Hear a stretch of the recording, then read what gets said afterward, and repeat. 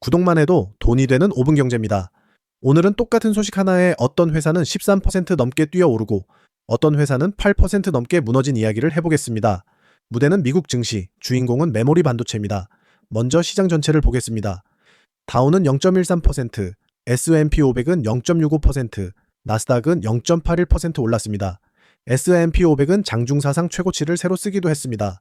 배경에는 물가 지표가 있었습니다. 7월 생산자 물가가 전달과 똑같은 수준, 그러니까 0%를 기록하며 시장이 본 0.2% 상승을 밑돌았습니다. 식품과 에너지를 뺀 근원 지표도 0.2%로 예상보다 낮았습니다.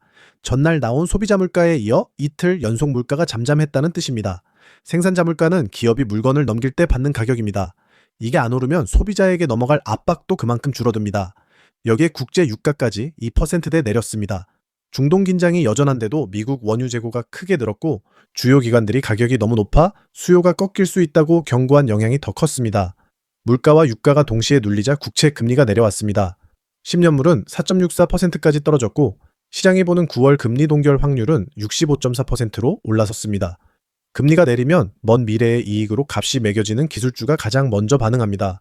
자, 이제 오늘의 본론입니다. 그 돈이 어디로 갔느냐? 메모리였습니다. 샌디스크가 13.67% 급등했습니다. 나흘 연속 상승입니다. 투자자의 날 행사에서 내놓은 발표가 기폭제였는데요. 내용이 상당히 셉니다. 2030년까지 총마진을 80% 안팎으로 유지하겠다는 목표를 제시했습니다. 반도체 회사가 5년 뒤 마진을 못 박는 건 흔한 일이 아닙니다. 더 중요한 건 그 근거였습니다. 샌디스크는 최소 물량을 보장받고 가격 산시까지 정해둔 새로운 방식으로 대형 고객 8곳과 계약을 맺었다고 밝혔습니다. 그중 3곳은 초대형 클라우드계 업체입니다. 이 계약으로 2027 회계연도 생산량의 절반, 2028년은 3분의 1을 이미 팔아뒀다는 겁니다. 여기에 남는 현금은 전부 주주에게 돌려주겠다는 원칙도 재확인했습니다. 이게 왜 중요하냐면 메모리는 오랫동안 좋았다 나빴다를 반복하는 대표적인 경기 민감 업종이었기 때문입니다. 값이 오르면 다들 공장을 짓고 그러면 공급이 넘쳐 값이 무너지는 순환이 반복됐죠. 그런데 물량을 미리 계약으로 잠가두면 그 순환의 고리가 약해집니다. 시장이 메모리를 다시 보기 시작한 이유입니다. 여파는 바로 번졌습니다. SK하이닉스 미국 상장 주식이 7.29%, 웨스턴 디지털이 7.31%, 마이크론이 4.23% 급등했습니다. 그런데 여기서 오늘의 핵심이 나옵니다. 메모리 값이 오르는 게 모두에게 좋은 소식은 아니라는 겁니다. 시스코가 8.4% 급락했습니다. 실적 자체는 나쁘지 않았습니다. 문제는 마진이었습니다. 매출 총이익률이 68.4%에서 66.3%로 떨어졌고 다음 분기 전망은 더 낮게 제시했습니다. 이유가 뭐냐? 메모리를 비롯한 부품값이 올랐기 때문입니다. 네트워크 장비 회사는 메모리를 사다 쓰는 쪽입니다.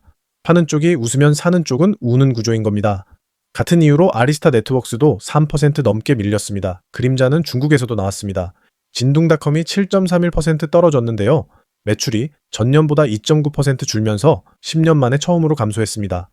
부동산 부진과 고용 불안도 있지만 메모리 값이 오르면서 전자제품 가격이 비싸진 것이 소비를 눌렀다는 분석이 붙었습니다.